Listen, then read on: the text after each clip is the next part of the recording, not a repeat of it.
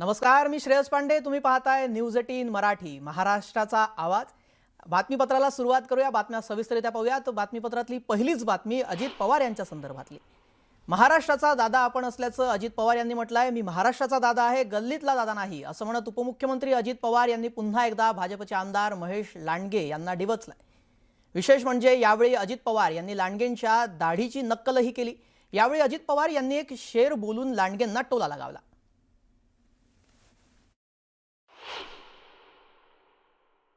हा महाराष्ट्रातील दादाचा वादा आहे. आज मी महाराष्ट्राचं नेतृत्व करतो. गल्लीतला दादा नाही, मी महाराष्ट्राचा दादा आहे. गल्लीतला दादा ओळखा पाहू. त्या पद्धतीनं मित्रांनो एकच सांगतो, डर जाऊ आसानी से मैं वो कश्ती नहीं, डर जाऊ आसानी से मैं वो कश्ती नहीं, मिटा सको तुम मुझे ये बात तुम्हारे बस की नहीं. अजित पवार आणि महेश लांडगेंमधील आरोप प्रत्यारोपांच्या फैरी सुरूच आहेत. पिंपरी चिंचवडमधील विकास कामांच्या मुद्द्यावरून महेश लांडगेंनी पुन्हा एकदा डिवचलंय. अजित पवार हे केवळ खोटे आरोप आणि बदनामी करण्यासाठी येतात. ज्या पिंपरी चिंचवडकरांनी त्यांना वर्षानुवर्ष सत्ता दिली त्यांचीच त्यांनी फसवणूक केली, असं महेश लांडगे यांनी म्हटलेलं आहे. स्वप्नांचा भ्रमनिराश केला असं देखील ते म्हणाले. अशा शब्दामध्ये भोसरीचे आमदार महेश लांडगे यांनी उपमुख्यमंत्री अजित पवार यांच्यावर जोरदार पलटवार केलाय.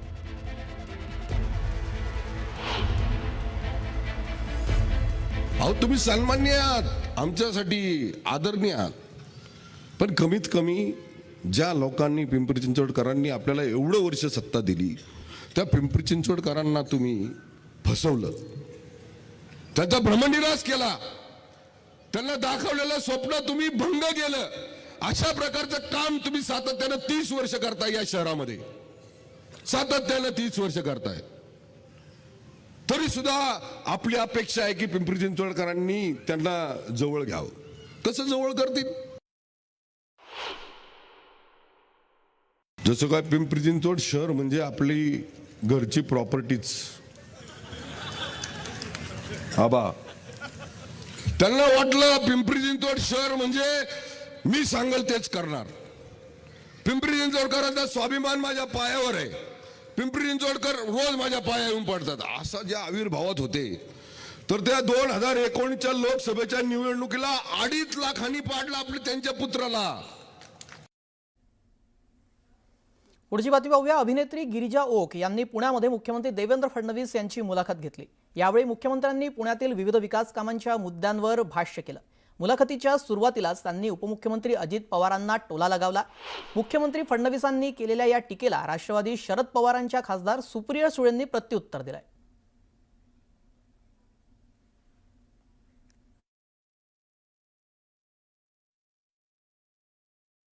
आपण एकीकडे सगळे म्हणतो गुन्हेगारी संपली पाहिजे, सगळ्यांच्या मनात आहे.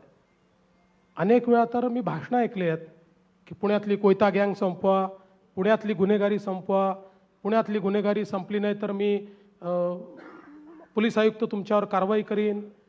अशी भाषणं केल्यानंतर मग त्याच गुन्हेगारांना तिकीटं द्यायची आणि त्यांच्या समर्थनार्थ बोलायचं, हे किती चुकीचं आहे. अतिशय मला असं वाटतं की हे पुणेकरांना बिलकुल आवडणार नाही. तुम्ही त्यातनं काही मार्ग काढा. बघा, मी तर या निवडणुकीत ठरवलं आहे कुठली टीका करायची नाही, मी टीका पण करत नाही.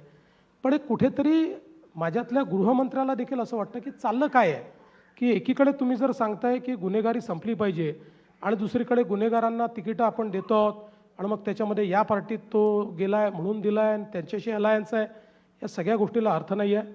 मी तर असं म्हणेन की म्हणजे ही जी काही पद्धती आहे ना, तो एक गालिबचा शेर आहे की ता उम्र गालिब मैं यही भूल करता रहा, धूर चेहरे पर थी और आईना पूछता रहा.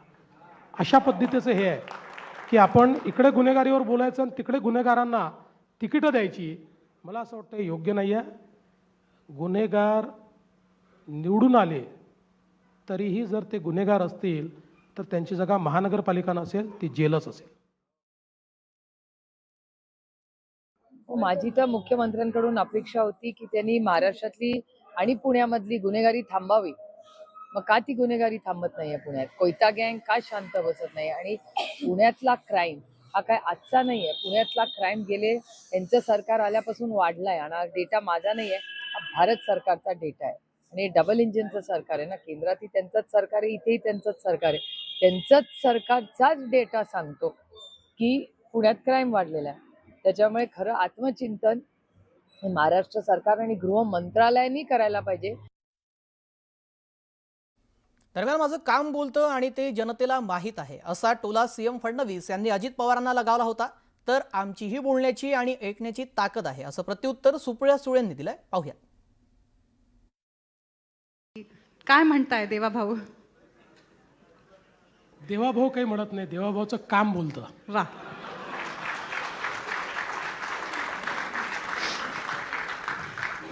तुम्ही म्हणताय तुमचं काम बोलतं, मग अजितदादा सारखी टीका का करतात? अजितदादा बोलतात, माझं काम बोलतं. अजितदादा बोलतात. पण मला या ठिकाणी सांगितलं पाहिजे की खरं म्हणजे या निवडणुकीमध्ये आम्हाला आधी हे लक्षात आलं होतं की पुणे असेल, पिंपरी चिंचवड असेल, या ठिकाणी आम्ही युतीने लढू शकत नाही, कारण आम्ही दोन्ही स्ट्रॉंग पार्टी आहोत. BJP नंबर 1ची पार्टी आहे. ही बघा, ही लोकशाही आहे, प्रत्येकाला बोलायचा अधिकार आहे. आणि त्याच्यामुळे जसं आम्ही आमची बोलायची ताकद आहे तशी आमची ऐकायची ताकद आम्ही ठेवली पाहिजे. दरम्यान निवडणुकीच्या प्रचारादरम्यान आरोप प्रत्यारोप होत आहेत आणि त्यातूनच आता राष्ट्रवादीची सत्ता आली तर मेट्रो प्रवास मोफत देऊ असं आश्वासन अजित पवार यांनी पुणेकरांना दिलंय. यावर फडणवीसांनी काहीही आश्वासन द्यायला काय जातंय असा टोला लगावलाय. त्यावर सुप्रिया सुळेंनीही प्रत्युत्तर दिलंय. पाहूया. अजितदादांचा विषय निघालाच आहे, तर अगदी हल्लीच त्यांच्या एका भाषणात ते असं म्हणाले की मेट्रोचं तिकीट मोफत केलं पाहिजे. तर हे खरंच शक्य आहे का? ॲक्च्युली आता आज मी अनाऊन्स करणार होतो की पुण्यातनं उडणारे जेवढे विमानं आहेत त्या विमानांमध्ये महिलांना तिकीट माफ केलं पाहिजे. अनाऊन्स करायला काय लागतं?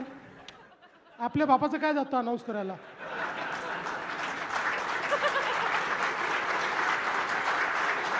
असं आहे. अनेक वेळा बघा, आम्ही राजकीय क्षेत्रातले लोक आहोत. अनेक वेळा निवडणुकीच्या जिंकण्याच्या डेस्परेशनमध्ये ज्यावेळी आम्हाला माहिती असतं की निवडून येता येत नाही, अशा परिस्थितीत आम्ही काही जाहीरनामे काढतो, त्या जाहीरनाम्यांमध्ये काही म्हणतो. पण तरी माझं म्हणणं आहे किमान पब्लिकचा विश्वास बसेल अशा तरी गोष्टी म्हटल्या पाहिजे ना, म्हणजे आपण करू शकू. ते असं म्हणाले, हो कदाचित त्यांचाही अनुभव असेल ना. 15 लाख रुपये प्रत्येकाच्या अकाउंटमध्ये ते घालणारच होते. त्याच्यामुळे त्यांचा अनुभव असेल, काही कदाचित असूही शकतो. आमचा अनुभव आणि आमचं काम हे अर्थातच वेगळं आहे. आम्ही जे जे शब्द दिलेत ते नेहमीच पाळलेले आहेत. सरसकट कर्जमाफी ही 70,000 कोटी रुपयाची आम्ही केलीच ना. त्यांनी शब्द दिला पण दिलेली नाही.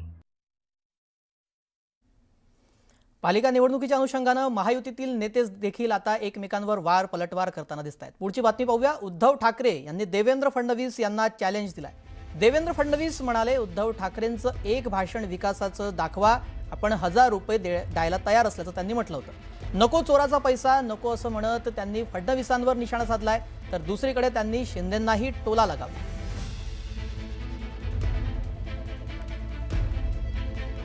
अहो मेवा भाऊ, तुम्ही आम्हाला काय शिकवताय? हे सगळं अदानीकरण चाललेलं आहे. आमची मुंबादेवीच्या नावावरून तिचं नाव आम्ही मुंबई ठेवलं. मला आता भीती वाटते. म्हणजे भीती तर वाटत नाही, कारण तुम्ही एवढे म्हटल्यानंतर त्यांना भीती वाटली पाहिजे की मुंबईचं परत बॉम्बे करण्याचा त्यांच्या मनामध्ये डाव आहे का? तुम्ही विकासाचे विरोधी आहात उद्धव ठाकरेजी, म्हणून तुम्हाला विरोध आहे. पुन्हा सांगतो, मुंबईकर महाराष्ट्र सावधान या ठाकरे बंधूंच्या प्रचाराचा आणि नरेटिव्हचा भाग या देशातील, या राज्यातील आणि मुंबईला ग्रोथ सेंटर आणि आर्थिक विकासापासून दूर नेणारी आहे का?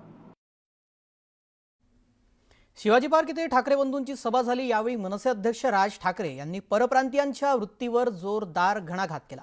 परप्रांतीयांना मुंबईतला मराठी माणसाचा टक्का कमी करायचा आहे आणि त्यामुळेच कृपाशंकर सिंह यांना उत्तर भारतीय महापौर करायचा आहे, याकडे राज ठाकरे यांनी लक्ष वेधलं। महाराष्ट्रामध्ये मराठी माणसाला घर नाकारलं जातं, मात्र परप्रांतीयांना घर मिळतं, याकडे देखील त्यांनी लक्ष वेधलं। कोकणपट्टी रिकामी केली जात आहे, हे धोकादायक असल्याचं त्यांनी सांगितलं। मुंबई हातची गेली तर महाराष्ट्राचा झारखंड होईल, असा गंभीर मुद्दा राज ठाकरे यांनी आपल्या भाषणातून मांडला। मराठी माणसापासून गुजराती बाजूला करायचे, आता ही लुंगी अंडी इकडनं तामिळ बाजूला करायचे, अजून कोणतरी युपी मधनं बोलवायचा त्याच्यात अजून ते बाजूला करायचे। तुम्हाला या महाराष्ट्रामध्ये मुंबईमध्ये एकट्यात पाडायचं, एकटे असलो तरी काफी होत। करप्ट वर्किंगचं आणि करप्ट पद्धतीची बाजू उद्धव ठाकरे मांडतायत आणि कन्फ्युजन त्यांच्यामध्ये आणि जनतेत कन्फ्युजन क्रिएट करण्याचा असमंजसपणा राज ठाकरे करतायत। आणि म्हणून करप्ट आणि कन्फ्युजन या दोघांची झालेली ही युती आहे। आणि नरेटिव्ह काय करू पाहतायत?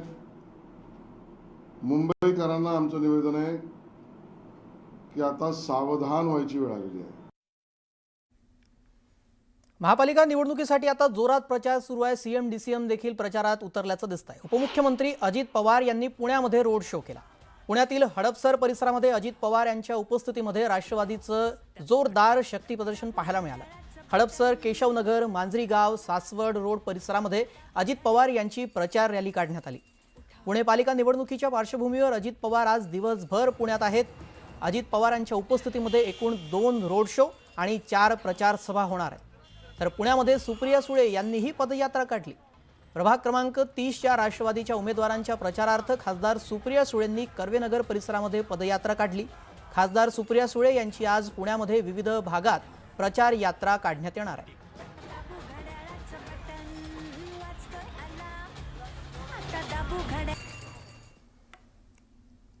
दरम्यान नाशिकच्या प्रभाग क्रमांक 3 मध्ये मंत्री छगन भुजबळ यांचे कट्टर समर्थक अंबादास खैरे आणि शिंदे सेनेचे मंत्री दादा भुसे यांचे निकटवर्तीय पूनम मोगरे निवडणुकीच्या रिंगणामध्ये असल्यानं या प्रभागातील निवडणूक चांगलीच रंगतदार झाली आहे।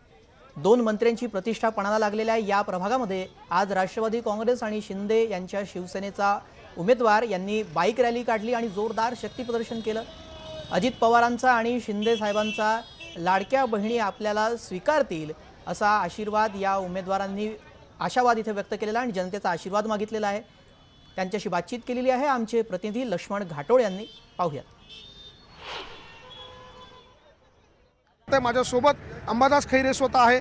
आपण राष्ट्रवादी काँग्रेस पक्षाचे प्रदेश पदाधिकारी आहात आणि आज तुम्ही निवडणुकीच्या मैदानात देखील आहात। कसा प्रतिसाद मिळतोय? आज रॅली काढली जाते, नेमकं जनतेपर्यंत जात असताना कसा प्रतिसाद मिळतोय? अतिशय चांगला असा प्रतिसाद संपूर्ण आमच्या युतीच्या 4 जणांना मिळालेला आहे। आम्ही शिवसेना व राष्ट्रवादी युती म्हणून या प्रभागामध्ये पूर्ण शहरामध्ये आम्ही लढतो आहोत। अतिशय चांगला असा प्रतिसाद इथं प्रभागाच्या नागरिकांकडून आम्हाला मिळालेला आहे।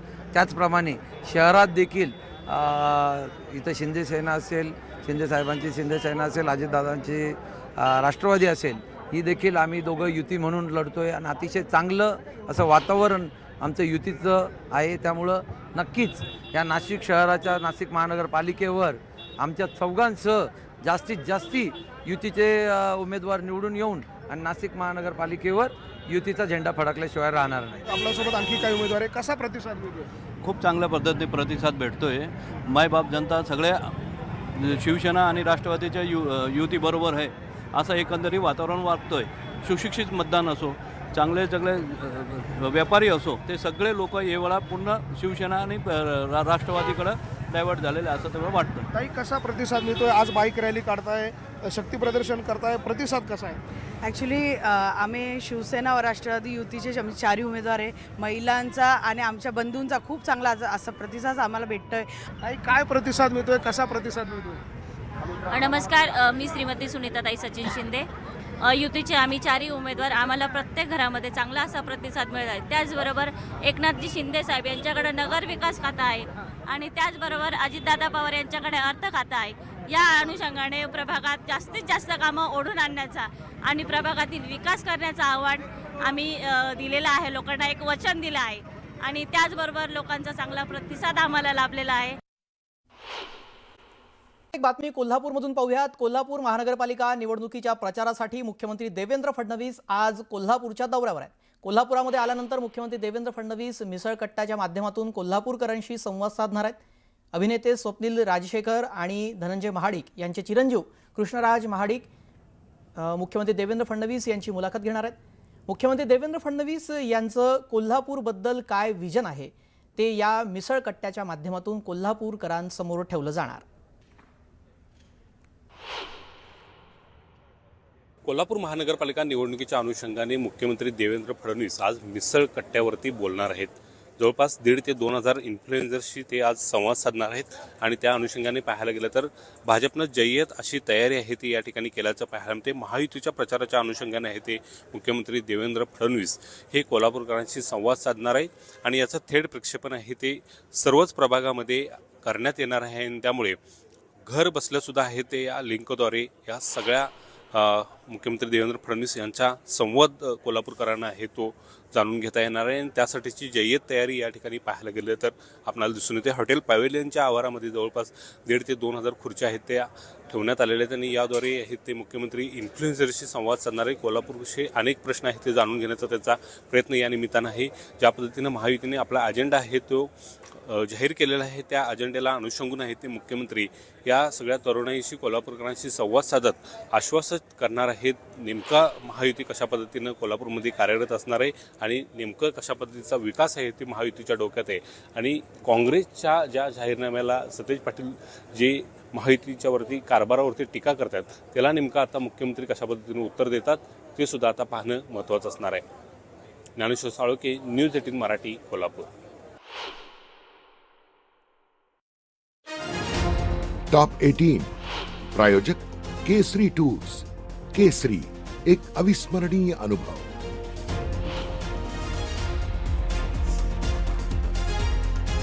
मिसिंग लिंकच्या खर्चात 10% वाढ. 6,850 कोटी रुपयांचा खर्च 7,500 कोटींच्या घरात. आव्हानात्मक कामांमुळे प्रकल्पात विलंब.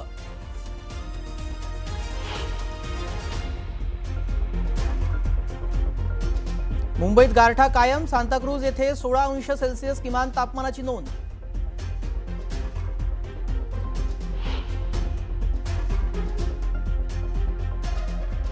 ऑरेंज गेट ते मरीन ड्राईव्ह बोगदा प्रकल्पातील अडथळा दूर. अखेर वाडी बंदरचा रस्ता MMRDAच्या ताब्यामध्ये. लवकरच भूतांत्रिक सर्वेक्षणाला सुरुवात.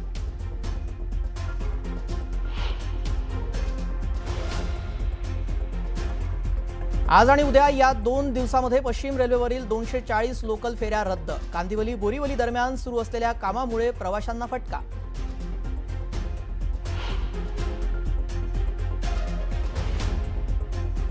मध्य रेल्वेवर एप्रिल ते डिसेंबर या 9 महिन्यांच्या कालावधीत तब्बल 30,75,000 फुकट्या प्रवाशांना पकडलं. 183 कोटींचा दंड वसूल.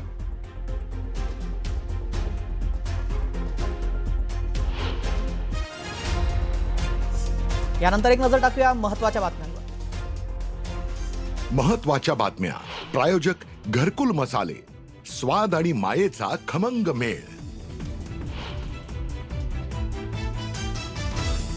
मी महाराष्ट्राचा दादा आहे, गल्लीतला दादा नाही. अजित पवारांकडून पुन्हा एकदा महेश लांडगेंचा समाचार.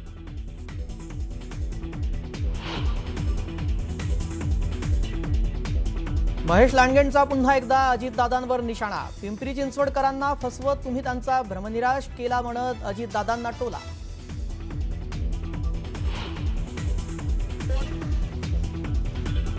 उद्धव ठाकरे हे विकास विरोधी आहेत तर करप्ट आणि कन्फ्युजनची ठाकरे बंधूंची युती. मुंबईकरांना सावध होण्याची वेळ. ठाकरे बंधूंच्या सभेवर टीका करत आशिष शेलारांनी सुनावले खडेबोल.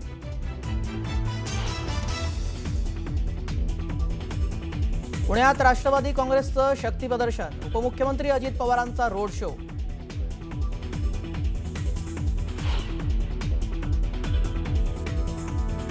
महायुतीच्या मुंबईतल्या प्रचाराचा समारोप आज शिवाजी पार्कातल्या सभेनं होणार. सीएम फडणवीस, डीसीएम शिंदेंची तोफ धडाडणार. राज आणि उद्धव ठाकरेंच्या आरोपांना काय उत्तर देणार याकडे सर्वांचं लक्ष.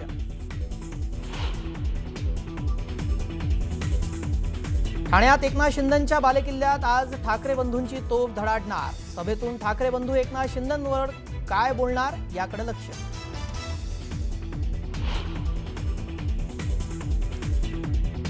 संभाजीनगरमध्ये एमआयएम प्रमुख ओवेसींची रॅली. ज्या परिसरात जलील यांच्यावर हल्ला झाला होता तिथूनच रॅली. पोलिसांचा मोठा बंदोबस्त तैनात.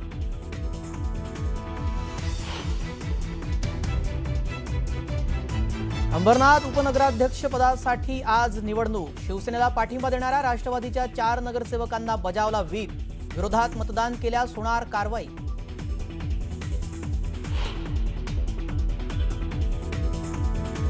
डोंबिवलीत पैसे वाटपावरून आरोप प्रत्यारोप. तुकाराम नगर परिसरात पैसे वाटल्याच्या आरोपांवरून शिवसेना आणि भाजपमध्येच जुंपली.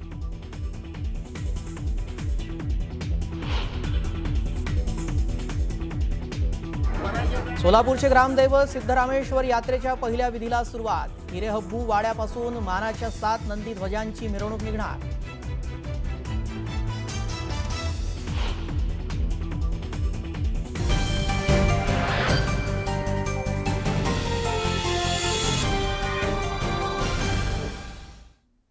न्यूज 18 मराठीच्या पुढच्या बातमीपत्रात देखील आपलं स्वागत. एक सविस्तर बातमी पाहूया जालनामधून. जालना महानगरपालिका निवडणुकीमध्ये भाजप आणि शिवसेना एकमेकांच्या विरोधात उभे ठाकल्यात. असं असताना देखील दानवेंची कन्या कन्नडच्या आमदार संजना जाधव यांनी खोतकरांच्या मुलीसाठी प्रचार सभा घेतली. दरम्यान मी पक्षाशी एकनिष्ठ आहे, उद्या पक्षानं भोकरदनला जरी पाठवलं तरी जाणार असं म्हणत रावसाहेब दानवेंच्या मुलीनं आपल्या वडिलांनाच चॅलेंज दिलंय. आज मला आनंद वाटला, अभिमान वाटला. एक बहीण दुसऱ्या बहिणीसाठी उभा राहते आणि आता एक काका सुद्धा ज्या वेळेस गरज भासेल त्यावेळेस ताकदीने संजनाच्या पाठीमागे खंबीरपणे उभा राहील हा विश्वास सुद्धा या सभेच्या माध्यमातून संजनाला देतो. सगळ्यांना आश्चर्य वाटलं की आज मी जालना शहरामध्ये या ठिकाणी प्रचाराला येते. परंतु माझ्या आई वडिलांचे माझ्यावर संस्कार आहेत की प्रथम प्राधान्य हे पक्षाला द्यायचं आणि पक्षाशी एकनिष्ठ राहायचं. त्याच्यामुळे पक्षाने आज जालन्याला काय पाठवलं, उद्या भोकरदनला जरी जायची वेळ आली तर पक्षासाठी त्या ठिकाणी भाऊ जायला मी तयार राहणार आहे. दरम्यान अमरावती महानगरपालिकेच्या निवडणुकीमध्ये प्रहार संघटनेचे अध्यक्ष बच्चू कडू हे प्रचारामध्ये आता उतरलेले आहेत. सूतगिरणी परिसरामध्ये त्यांनी प्रचार सभा घेतली. आमदार रवी राणा यांच्यावर टीका केली आहे. आपलं ठेवायचं झाकून आणि दुसऱ्याचं पाहायचं वाकून ही मानसिकता खूप वाईट आहे असं कडू म्हणालेत. या ठिकाणी 2 सूतगिरण्या आहेत आणि त्या बंद पडलेल्या आहेत. एखादी लक्षवेधी किंवा मुख्यमंत्र्यांना पत्र रवी राणा यांनी दिलं नाही अशी टीका बच्चू कडू यांनी यावेळी केली आहे. किराणा वाटून जमतं मग हे कशाला चालू करायचं अशी राणांची मानसिकता आहे असा टोला देखील कडूंनी लगावला. राणांचा किराणा बैमानीमधून आला आहे, जेवढं आहे तेवढं लुटा असा सल्ला त्यांनी मतदारांना दिला. म्हणजे आपलं ठेवायचं झाकून आणि दुसऱ्याचं पाहायचं वाकून, ही जी मानसिकता आहे ही फार वाईट आहे. आणि त्या 2 सूतगिरण्या केवढी मोठी जागा, काय कधी एखादा लक्षवेधी, काय कधी तुम्ही एखाद्या वेळेस मुख्यमंत्र्याला पत्र दिलं, काहीच नाही. त्यांना माहित आहे किराणा जमत असत तर मग बाकीचा करायची गरज तरी काय. किराणा घ्यायला प्रीतीताई म्हणे किराणा घेऊ नका, मी म्हणतो एवढा घ्या का इतका घ्या का इथून दुसऱ्याला तुम्ही वाटा एवढा घ्या. पण पैसे काही किराणा काही इमानदारीतून आलेला आहे का?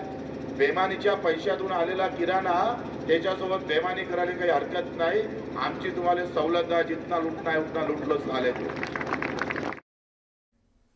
बातमी चंद्रपुरातून आहे. चंद्रपूर शहर मनपा निवडणुकीतील जटपुरा प्रभाग क्रमांक 7 हा लक्षवेधी ठरलाय. या प्रभागातील सर्वसाधारण गटामध्ये राज्यातील 3ही सत्ताधारी पक्षाचे उमेदवार हे एकमेकांच्या विरोधात दंड ठोपटून उभे आहेत. राज्यामध्ये महायुती गुण्यागोविंदानं नांदत असताना या एका जागेवर मात्र एकमेकांविरोधात प्रचार केला जातोय. भाजपकडून या भागामध्ये आतापर्यंत 2 मोठ्या सभा घेण्यात आल्या. तर रवी आसवानी आपल्या मागील काही वर्षातील विकास कामांच्या बळावर मतं मागत आहेत. दरम्यान अजित पवार गटातर्फे काँग्रेस पक्षातून आलेले देवेंद्र बेले यांना तिकीट मिळालेलं आहे. मावळत्या मनपा ते स्वीकृत सदस्य होते. ते राज्यातील महायुती धडाक्यामध्ये प्रचार करत असताना प्रभागातील या जागेवर मात्र एकमेकांविरोधात जो प्रचार केला जातोय त्यामुळे मतदारही बुचकुळ्यात पडले.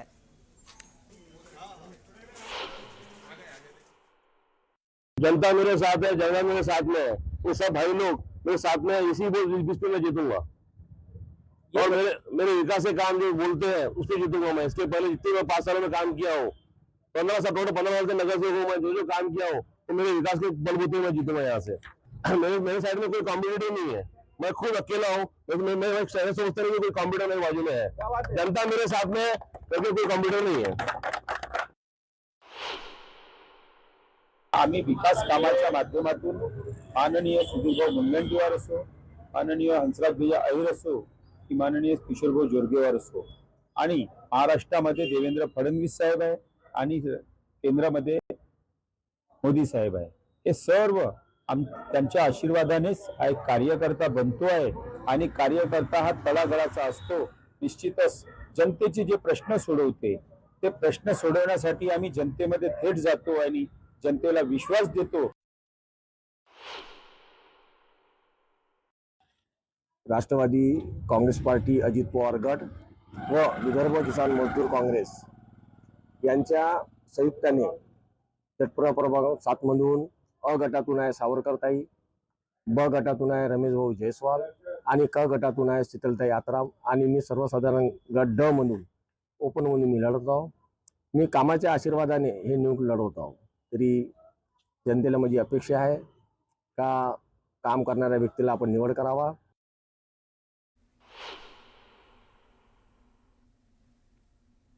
यानंतर पुढची बातमी पाहूया. मुंबई महानगरपालिकेसाठी ठिकठिकाणी वेगवेगळ्या पक्षांकडून सभा घेतल्या जात आहेत. मात्र मुंबई महापालिका निवडणुकीसाठी मुंबईमध्ये काँग्रेसची एकही सभा झालेली नाहीये. वंचितच्या प्रकाश आंबेडकरांसोबत एकत्रित सभेची चर्चा झाली, मात्र तीही सभा झालेली नाहीये. काँग्रेस आणि वंचितकडून आघाडी करण्यात आली होती, मात्र वंचितकडून स्वतंत्र सभा घेत त्यांचा उमेदवारांचा प्रचार करण्यात आला. महापालिका निवडणुकीच्या प्रचाराचा उद्या शेवटचा दिवस आहे, मात्र काँग्रेसचे उमेदवार अजूनही सभेच्याच प्रतीक्षेत आहेत. मात्र इतक्या दिवसामध्ये मुंबई काँग्रेसची एकही सभा इथे घेण्यात आलेली नाही आहे. यावरून पुन्हा एकदा वर्षा गायकवाड यांच्या कामावर प्रश्नचिन्ह उपस्थित केले जात आहे. दुसरीकडे इतर जिल्ह्यांमध्ये काँग्रेसकडून सभांचा धडाका सुरू आहे. या संदर्भातले अधिक अपडेट जाणून घेऊया. सुस्मिता भदाने आमच्या प्रतिनिधी या संदर्भातले अपडेट देतील. सुस्मिता, मुंबईमध्ये वंचित सोबत काँग्रेसनं आघाडी केली, मात्र एकही सभा झाली नाही आहे. काँग्रेसला मुंबई महापालिकेत इंटरेस्ट नाही का, असं यातून म्हणावं? खरं तर एकीकडे काँग्रेसनं स्वबळाचा नारा देत एकट्यानं निवडणूक लढण्यासाठीची तयारी दाखवली, परंतु या तयारीमध्ये मुंबईत एकही काँग्रेसकडनं सभा होत नाहीये. मुंबई काँग्रेस अध्यक्ष वर्षा गायकवाड यांच्या अध्यक्षतेखाली निवडणूक काळामध्ये एकही जाहीर सभा होत नसतानाच दुसरीकडे आपण जर बघितलं तर प्रकाश आंबेडकर जे आघाडीचा भाग आहेत, वंचित पक्षाकडनं स्वतंत्र अशा सभा घेतल्या जात आहेत, ज्याला चांगला प्रतिसाद मिळताना पाहायला मिळते. एकीकडे काँग्रेसचे उमेदवार अजूनही या सगळ्या तयारीमध्ये सहभागी असताना त्यांना रोड शो मिळालेला नाहीये किंवा कोणत्याही पद्धतीचा रोड शो काँग्रेसकडनं झालेला नाहीये, कुठलीही सभा घेण्यात आलेली नाहीये. त्यामुळे तयारी कितपत करण्यात आली होती आणि तयारी न करताच काँग्रेस मैदानात उतरलं होतं का याची चर्चा पाहायला मिळते.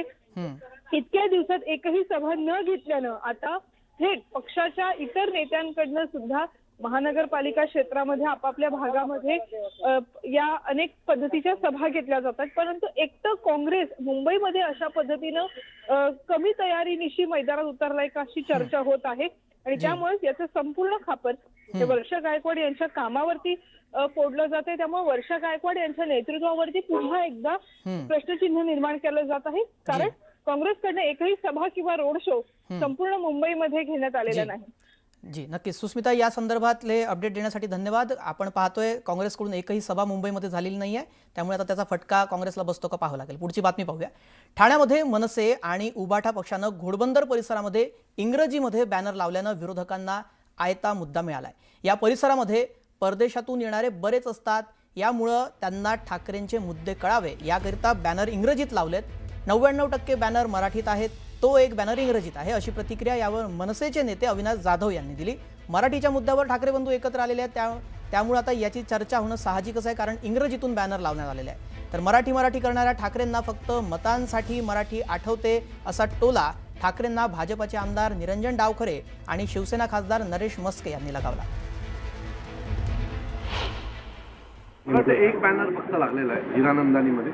त्या भागामध्ये बाहेरून म्हणजे बाहेरच्या राज्यातून येणारी जी लोक आहेत, ते IT सेल्समध्ये काम करणारी लोक तिथे खूप मोठ्या प्रमाणात आहेत. सो आमचं विजन हे त्यांना कळालं पाहिजे म्हणून आम्ही तो त्या भागामध्ये त्या परिसरामध्ये इंग्लिशमध्ये बॅनर ठेवला.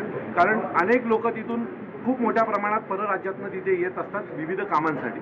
तो त्यांच्यासाठी तो बॅनर लावलेला आहे आणि विजन विविध भाषेत पोचलं पाहिजे म्हणून आम्ही ते बॅनर तिथे लावलं. सत्तेसाठी आम्हाला काही करू, आम्हाला खुर्ची पाहिजे आणि खुर्ची मिळवण्याकरता मतं मिळवण्यासाठी काही करू, कधीही वेगळे होऊ, कधीही शिव्या देऊ, कधीही बरोबर येऊ. तसंच इंग्रजी बॅनर पण लावू. भाषणं, मुद्दे, तत्व हे केवळ सभेमध्ये भाषण करण्यापुरते. आमच्या दृष्टीने मतं महत्त्वाची आहेत, त्याकरता ते इंग्रजी बॅनर लावलेले आहेत. मनसेला इंग्रजीमध्ये त्यांचा प्रचार करावा लागतो हेच खरं तर गमतीचा विषय आहे. कारण नेहमीच मराठीचा पुळका दाखवणारी लोक आज त्यांना इंग्लिशमध्ये स्वतःचा प्रचार करावा लागतोय. खरं तर आपण वर्लीमध्येही त्यांचे गुजरातीमध्ये बॅनर बघितले. असं मला वाटतं की खरं तर उभाटाचा हे धोरण आहे आणि त्याच्यामध्ये मनसेला बळबळ मागे जावं लागतंय का असा एक प्रश्न निर्माण होतो.